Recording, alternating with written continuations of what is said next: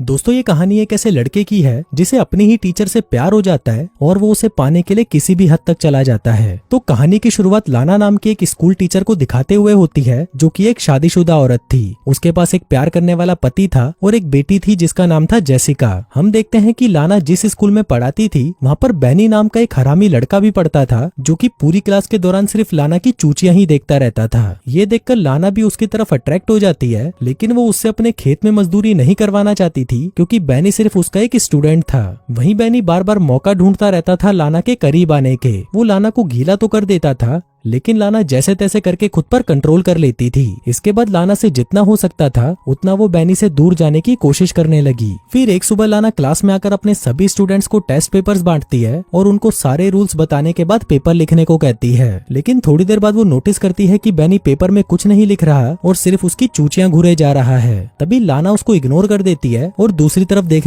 Movie के चाहने वालों, हम आपके लिए लेकर आए हैं एक धमाका ऑफर। नेटफ्लिक्स और अमेजोन पर भारी भरकम छूट आपके सामने अभी प्लान लिखे हुए हैं। अगर आपको हमारे प्लान चाहिए तो दिए गए व्हाट्सएप नंबर पर कांटेक्ट करें। नेटफ्लिक्स और अमेजोन जैसे किसी भी प्लेटफॉर्म के लिए संपर्क करें। लगती है। फिर क्लास के बाद लाना अपनी बेटी जेसिका को स्कूल से लेने जाती है। जेसिका यहाँ पर बताती है कि स्कूल एकदम बोरिंग है और मेरे साथ पढ़ने वाले सभी चूतिए हैं। आगे जब लाना अपनी बेटी को कार में बिठा रही थी तभी उसकी नजर बैनी पर पड़ती है जो कि वहाँ पर अपने कुत्ते को टहला रहा था। अब लाना भी कुछ देर तक बैनी को वहाँ पर घूरती है, जिसके बाद वो अपने घर की तरफ निकल जाती है। अगले दिन लाना की एक स्टूडेंट लीसा क्लास में प्रेजेंटेशन दे रही थी। तभी लाना की नजर दो लड़कियों पर पड़ती है जो कि अपने फोन पर अश्लील फिल्में देखकर हंस रही थी। लाना उन्हें वार्निंग देती है और फोन को अपने बैग में रखने को कहती है, लेकिन जब वो दोनों लड़कियां उसकी नहीं सुनती तो लाना उनसे उनका फोन मांग लेती है और कहती है कि अब तुम ये फोन क्लास के बाद में ही लेना। लेकिन तभी वहाँ पर एक लड़की लाना को फटी फुद्दी कहकर बुलाती है, जिसको सुनकर पूरी क्लास लाना पर हंसने लगती है। अभी सुनकर लाना गुस्सा हो जाती है और उस लड़की को क्लास में से निकाल देती है। फिर ब्रेक टाइम पर जब लाना कॉफी पी रही थी तभी उसकी नजर बैनी पर पड़ती है जो कि एक लड़की को परेशान कर रहा था। बैनी उस लड़की का सारा सामान सड़क पर फैला देता है, जिसके बाद वो उसकी साइकिल को भी उठाकर फेंक देता है। आगे हम लाना को देखते हैं जो कि स्टाफ रूम में अपनी एक दोस्त से बातें कर रही थी। वो उसे बताती है कि बैनी एक बहुत ही अजीब लड़का है और वो हर वक्त सिर्फ मेरी चूचियां ही देखता रहता है। मुझे कुछ समझ नहीं आ रहा कि मैं उसका क्या करूं। तभी उसकी दोस्त कहती है कि तुम कुछ मत करो, बस उसके आगे घोड़ी बन जाओ, बाकी जो करना है उसी को करना है। लाना कहती है कि भीसड़ी की तुझे बोला किसने ज्ञान देने के लिए, जो करना है मैं खुद कर लूंगी। अगले दिन क्लास में लाना बैनी से कहती है कि मुझे तुमसे कुछ बात करनी है, जिसके बाद वो उसे खाली क्लासरूम में ले जाती है और बैठने के लिए कहती है। लाना उससे पूछती है कि तुम्हें स्कूल कैसा लग रहा है, तुम्हें मजा आ रहा है या नहीं। बैनी कहता है कि हाँ, बस वो छोटी मोटी चूचियां देखकर काम चल जाता है। आप बताओ आप क्या चाहते हो मेरे से। लाना कहती है कि मुझे बस तुम्हारी चिंता है और तुम्हें क्लास की लड़कियों के साथ बुरा बर्ताव नहीं करना चाहिए। जिसके बाद वो उसके घुटने पर हाथ रखते हुए कहती है कि अगर तुम्हें कोई भी मदद की जरूरत हो तो तुम बिना किसी झिझक के मुझे बोल सकते हो। लेकिन तभी बैनी उसके हाथ की तरफ देखकर मुस्कुराने लगता है तो लाना अपना हाथ हटा लेती है। बैनी कहता है कि मुझे तो नहीं लगता कि तुम मेरी मदद कर सकती हो। लाना कहती है कि मुझे तुम्हारे भविष्य की चिंता है, तुम तो पिछले टेस्ट में भी फेल हो गए थे और मुझे समझ नहीं आ रहा कि तुम अपनी जिंदगी में क्या करोगे।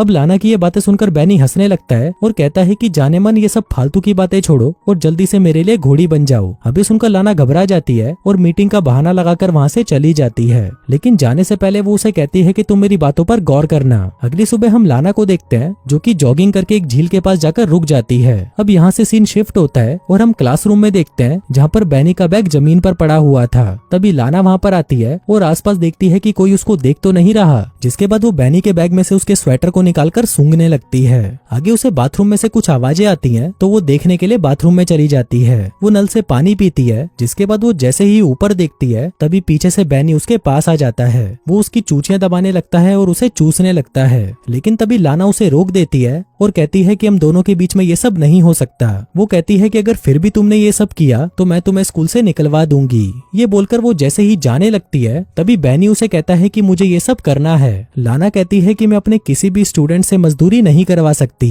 फिर क्लास वापस जाते वक्त बैनी लाना से कहता है कि मुझे स्कूल के बाद तुमसे अकेले में मिलना है, लेकिन लाना उसे मिलने से मना कर देती है। फिर बातें करते हुए वो लोग सीढ़ियों के पास चले जाते हैं जहाँ पर लाना बैनी से कहती है कि मेरा कुआं प्यासा तो है, लेकिन मैं उसमें तुम्हारे पाइप से पानी नहीं भरवा सकती, इसलिए बेहतर यही होगा कि तुम मुझे भूल जाओ, जो कहकर वो वहाँ से चली जाती है। फिर स्कूल से बाहर आकर जब लाना अपनी कार के पास जाती है तो वो देखती है कि उसकी कार का साइड मिरर टूटा हुआ था और उसकी कार पर स्क्रैच आए हुए थे। आगे लाना जेनिफर को लेने के लिए स्कूल जाती है, लेकिन अभी उसकी छुट्टी में टाइम था तो वो वहाँ पर बहुत बोर हो रही थी। अब यहाँ से सीन शिफ्ट होता है और हम लाना को उसके घर पर गार्डनिंग करते हुए देखते हैं। तभी उसका पति उससे पूछता है कि तुम्हारी कार पर स्क्रैच कहाँ से आए। लाना कहती है कि मैं ड्राइविंग करते हुए एक खंबे से टकरा गई। पति कहता है लेकिन खंबे पर तो ऐसे स्क्रैच नहीं आते। इस पर लाना उसे कहती है कि भीसड़ी के अपना काम करो और मुझे मत सिखा। अगले दिन क्लास में लाना अपने स्टूडेंट्स को इंटर्नशिप के लिए एक लेटर लिखने को कहती है और सबसे पूछती है कि किसी को कोई सवाल तो नहीं पूछना। तभी बैनी अपना हाथ खड़ा करता है और उससे पूछता है कि क्या आप अपनी जॉब छोड़ रही हो, क्योंकि मैंने आपको प्रिंसिपल के पास जाते हुए देखा था। अभी सुनकर लाना को गुस्सा आ जाता है और वो बैनी से कहती है कि मैं तुम्हारी प्रिंसिपल को शिकायत करूंगी। बैनी कहता है कि तुम्हें तो वैसे भी प्रिंसिपल की बिल्ली चाटना पसंद है। अभी सुनकर लाना भड़क जाती है और लैनी के बैग को उठाकर बाहर फेंक देती है।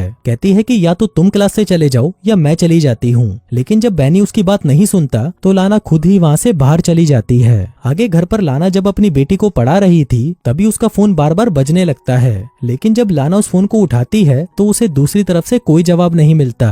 फिर अगले दिन जब लाना स्कूल जाती है तो अपनी क्लास में बैनी को अकेला बैठा देखकर वो डर जाती है और स्कूल की रिसेप्शनिस्ट को जाकर कहती है कि आज मेरी तबीयत ठीक नहीं, जो कहकर वो वहाँ से चली जाती है। फिर रात को डिनर बनाते वक्त उसका हस्बैंड उससे पूछता है कि तुम्हारा आज का दिन कैसा रहा, जिस पर लाना उसे झूठ बोल देती है कि मैं पूरे दिन क्लास में पढ़ा रही थी। फिर अगले दिन जेनिफर को स्कूल छोड़ने के बाद लाना अपने काम पर नहीं जाती और एक नदी के किनारे रुककर वहाँ पर कुछ सोचने लगती है। इसके बाद वो एक म्यूजियम में चली जाती है और थोड़ी देर वहाँ पर पेंटिंग्स को घूरती रहती है। इसी दौरान वो वहाँ पर बैनी को देखती है जो कि उसे ही घूर रहा था। अब लाना उसे देखकर घबरा जाती है और जल्दी जल्दी वहाँ से भागने लगती है, लेकिन तभी लिफ्ट में बैनी उसे फिर मिल जाता है। बैनी लाना से कहता है कि जाने मन मैं तुम्हें बहुत मिस कर रहा था, जिसके बाद वो फिर से उसकी चूचियां दबाने लगता है। अब ये देखकर लाना भी कंट्रोल से बाहर हो जाती है और बैनी को पकड़कर चूसने लगती है, पर तभी बैनी उसे रोक देता है और अपनी उंगलियों को उसकी गुफा में घुसा देता है। तभी सीन शिफ्ट होता है और हम लाना को देखते हैं जिसे रात को नींद नहीं आ रही थी। उसे बार बार बुरे सपने आ रहे थे कि उसकी फैमिली उससे दूर हो गई है। अगले दिन वो चुपके से स्कूल के प्रिंसिपल के रूम में चली जाती है और वहाँ से एग्जाम पेपर चुराकर अपने पास रख लेती है। आगे जब सभी स्टूडेंट्स लंच करने के लिए कैफेटेरिया में जाते हैं तो बैनी को फंसाने के लिए लाना उन पेपर्स को बैनी के कोट में रख देती है। फिर अगले दिन जब लाना स्टाफ रूम में बैठी थी तभी वो देखती है कि वहाँ पर सिक्योरिटी गार्ड्स बैनी को पकड़कर कहीं ले जा रहे थे और तभी लाना को पता चलता है कि एग्जाम पेपर्स चुराने के जुर्म में बैनी को स्कूल से निकाल दिया गया है। लेकिन कुछ दिनों बाद हम देखते हैं कि बैनी के जाने के बाद लाना उसे मिस कर रही थी और वो उसके साथ बिताए हुए पलों को याद करके गीली हो रही थी। फिर एक दिन लाना और जेनिफर एक बुक स्टोर में जाते हैं। यहाँ पर जेनिफर एक खिलौने को देखकर उसे खरीदने की जिद करने लगती है, लेकिन लाना उसे खरीदने से मना कर देती है। आगे जब लाना स्टोर से बाहर आती है तो वो देखती है कि जेनिफर उसके साथ नहीं है। लाना उसे ढूंढने लगती है और बहुत देर तक ढूंढने के बाद जब वो उसे नहीं मिलती तो लाना सिक्योरिटी गार्ड के पास जाकर उसे सीसीटीवी की फुटेज दिखाने को कहती है। फिर सीसीटीवी फुटेज में वो देखती है कि बैनी उन दोनों का पीछा कर रहा था, जिसके बाद जेनिफर स्टोर से बाहर चली गई। अभी देखकर लाना घबरा जाती है, पर तभी उसे उसके पति का फोन आता है कि जेनिफर मेरे साथ है। अभी सुनकर लाना खुश हो जाती है और सिक्योरिटी गार्ड से माफी मांगकर वहाँ से चली जाती है। उस रात जब उसका परिवार सो रहा था तभी लाना को बार बार दरवाजे पर नॉक करने की आवाज आती है। लाना बाहर जाकर देखती है तो वहाँ पर कोई नहीं होता। फिर वो दरवाजा लॉक करती है और तभी वो इमेजिन करने लगती है कि वो बैनी के साथ दबा दबाकर मजदूरी कर रही है। अगली सुबह लाना बैनी के घर पहुंच जाती है और थोड़ी दूर पर अपनी गाड़ी को रोककर बैनी का वेट करने लगती है। आगे जब बैनी अपना स्कूटर निकाल के वहाँ से जा रहा था तभी लाना भी अपनी कार से उसका पीछा करने लगती है। पीछा करते करते लाना एक सुनसान जगह पर पहुंच जाती है और तभी वो अपनी कार की स्पीड को बढ़ा देती है, जिसके बाद वो अपनी कार से बैनी के स्कूटर को टक्कर मारती है और चुपचाप वहाँ से निकल जाती है। थोड़ी देर बाद लाना अपनी कार को साइड में लगाती है और बाहर निकलकर वहाँ से कहीं चली जाती है। दोस्तों यहाँ पर लाना बैनी से इतना ज्यादा परेशान हो चुकी थी कि वो उससे पीछा छुड़वाने के लिए किसी भी हद तक जा सकती थी, यहाँ तक कि वो उसकी जान भी ले सकती थी और लाना ने ऐसा किया भी। और दोस्तों इसी के साथ ही ये कहानी यहीं खत्म हो जाती है।